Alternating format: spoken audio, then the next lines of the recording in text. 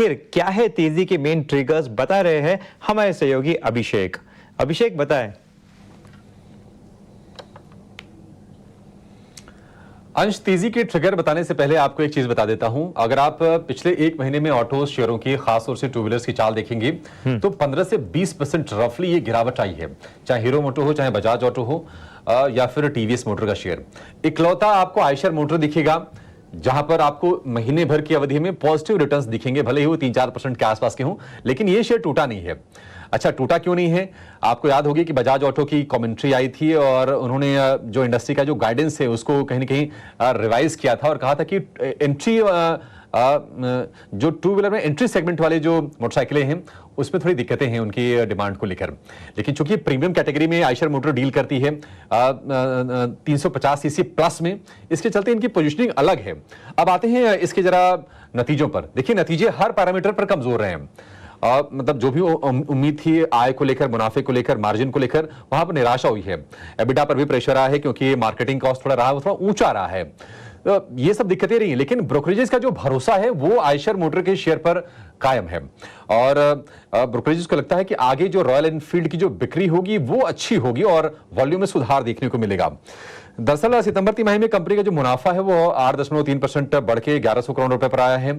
सितंबर तिमाही में आय की बात करें, करीब 3.5% वो बढ़ी है, 4,263 करोड़ रुपए पर आय आई है। लेकिन जेफरीज का ये मानना है कि रॉयल एनफील्ड के वॉल्यूम में रिकवरी के संकेत मिल रहे हैं और टू व्हीलर में प्रीमियमाइजेशन का जो फायदा है वो रॉयल एनफील्ड को मिलेगा। इसके चलते उन्होंने बाय की रेटिंग दी है, 5,500 रुपए का लक्ष्य दिया है और उनको लगता है कि कल के बंद भाव से इसमें 20% की तेजी की गुंजाइश अभी और है। जेफरीज के साथ नुवामा भी बुलिश है। नुवामा ने कहा है कि आरी की जो घरेलू बिक्री है दूसरी छमाही में वो 12% बढ़ने की उम्मीद है। पहली छमाही में 1% गिरी है रॉयल एनफील्ड की बिक्री ईयर ऑन ईयर बेसिस पर। वहीं उनका ये कहना है कि फेस्टिव बिक्री के चलते या फिर जो उनके क्रूशियल मॉडल्स है जिसमें कि क्लासिक है, बुलेट है, इन पर कंपनी का फोकस है और कुछ नए मॉडल्स पर भी कंपनी काम कर रही है, उसका बेनिफिट इनको जरूर मिलेगा। जी, आपके पास आना चाहूंगा। आपने सुन ही लिया होगा, अभिषेक जी ने पूरे डिटेल में पूरी रिसर्च बताई है कि क्यों स्टॉक आज मूव हो रहा है। आप भी जरा टेक्निकली देख लीजिए चार्ट पर स्टॉक कैसा नजर आ रहा है। हम देख रहे हैं पिछले सेशन में स्टॉक ने 200 EMA पे काफी अच्छा सपोर्ट लिया था, उसके बाद थोड़ी रिकवरी दी थी और आज काफी अच्छा उछाल देता हुआ नजर आ रहा है। ऊपर की तरफ 5,000 पर कई सेशन से रेजिस्टेंस ले रहा है, उसे तोड़ नहीं पा रहा। जून से देख रहे लगभग 5 बार वहां पर ही आके बार बार बिकवाली देता हुआ नजर आ रहा है। तो यहां पर आपकी राय क्या बन रही है? फिलहाल तो एक कंसोलिडेशन हमें देखने को मिल रहा है, हालांकि इसका लॉन्ग टर्म ट्रेंड है वो पॉजिटिव है।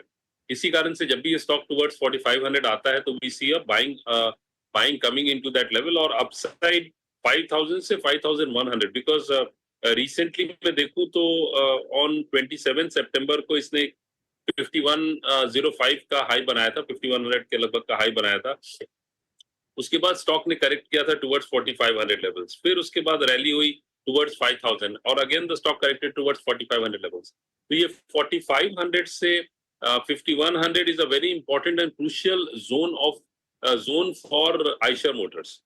तो हो क्या रहा है कि हालांकि इसका जो इंटरमीडिएट टर्म ट्रेंड है वो क्लियरली फ्लैटिश डिस्प्ले कर रहा है, क्योंकि ये लॉन्ग टर्म सपोर्ट पे आता है 4500 पे, तो वहां से पुल बैक एक देखने को मिलती है। जब तक ये 5000 5100 के ऊपर कंसिस्टेंटली सस्टेन नहीं करता है तब तक I would say it's more from a trading play. 5100 के ऊपर ये सस्टेन करने लगा consistently, then you can expect some sharp rally in the stock towards 5400 5500 levels. Otherwise the stock जो है वो कंसोलिडेशन मोड में फिलहाल चल रहा है।